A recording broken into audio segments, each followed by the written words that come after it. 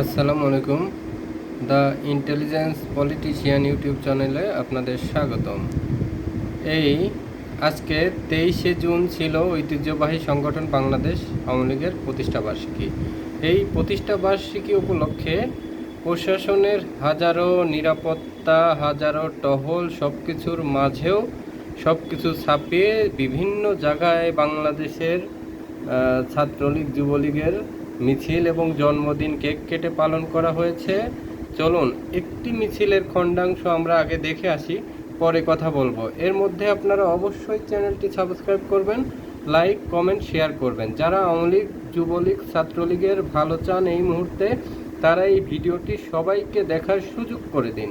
আমাদের সংগঠনের প্রচারণা যত ভালো হবে, তত মানুষের স্বতঃস্ফূর্ত অংশগ্রহণ বাড়বে, মানুষের সাহস বাড়বে, মানুষ আস্তে আস্তে সঠিক পথই খুঁজে নেবে। এই যে ছাত্র জনতাকে যে বিপদগামী করা হয়েছিল 5ই আগস্টের পূর্বে, সেই বিপদগামী করেছে ইউনূসের ম্যাটিকুলাস ডিজাইন এবং বিদেশি ষড়যন্ত্র, যারা আমেরিকার দালালি করেছে দেশের স্বার্থ সংশ্লিষ্ট ব্যাপারগুলা বিকিয়ে দিয়ে নিজেদের স্বার্থ সংশ্লিষ্ট এবং হাজার হাজার কোটি টাকা জুলাইয়ের নামে লুটপাট করেছে। সেই জিনিসগুলা থেকে বাংলাদেশকে উদ্ধারের দায়িত্ব কিন্তু এখন বাংলাদেশ আওয়ামী লীগের হাতেই এসে পড়েছে। 71 সালে যেমন বাংলাদেশকে স্বাধীন করেছিল, এই বাংলাদেশের মানুষকে আবারও এই দুঃশাসন থেকে উদ্ধার করতে হবে।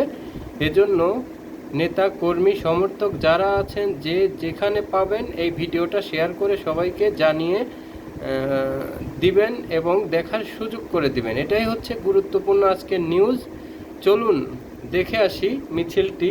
ওরা কেক কাটছে। এই মিছিলটা মূলত গোপালগঞ্জে।